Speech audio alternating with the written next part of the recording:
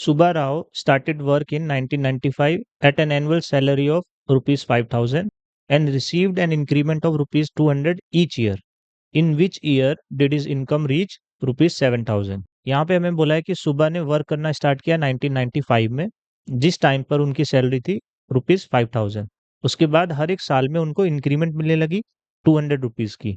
Each year 200 rupees से उनकी salary increase करती है।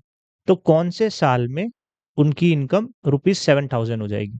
जैसे 1995 में उन्होंने स्टार्ट किया तो कितनी थी उनकी इनकम?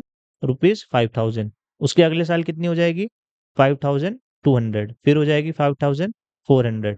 ऐसे चलते चलते चलते कभी ना कभी तो रुपीज 7,000 होगी। हमें यही बताना है कि कौन से साल में।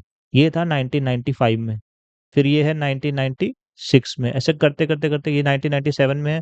उसके बाद करते करते करते ये कौन से साल में, यहाँ पे कौन सा ईयर आएगा कि जब ये सैलरी 7,000 हो जाएगी? ठीक है, तो हम सपोज कर लेते हैं कि ये nth ईयर में हो रहा है। कौन से साल में? nth ईयर में। n की वैल्यू कुछ भी हो सकती है, 8, 9, 10, 11, 12 कुछ भी हो सकती है। यही चीज हमें फाइंड आउट करना है। तो अकॉर्डिंग टू क्वेश्चन क्या गिवन है हमारे पास? an जो nth टर्म है वो कितनी होनी चाहिए?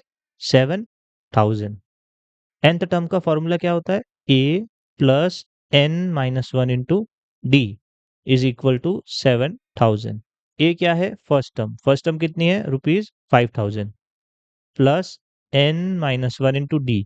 कॉमन डिफरेंस, कॉमन डिफरेंस कितने का है? 200 का, is equal to 7,000। This implies ये हो जाएगा 200 into n minus one is equal to 2,000। इसको हम इधर ले गए। इसके बाद हो जाएगा n minus one is equal to 2,000 divided by 200। ये कितना आएगा? 10। This implies n is equal to 11। मतलब 11वें साल में उनकी सैलरी हो जाएगी रुपीज 7,000। शुरू कब किया था उन्होंने? 1995 में। तो जो 1995 वाला ईयर है वो पहला साल है। तो यहाँ पे हमें क्या करना पड़ेगा? कौन से ईयर में उनकी हो जाएगी 7,000 सैलरी?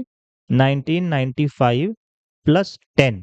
ठीक है, प्लस 11 नहीं करेंगे क्योंकि यहाँ पर हम 1995 को भी काउंट कर रहे हैं। 1995 ईयर को फर्स्ट ईयर मान के चल रहे हैं। तो ये कितना हो जाएगा?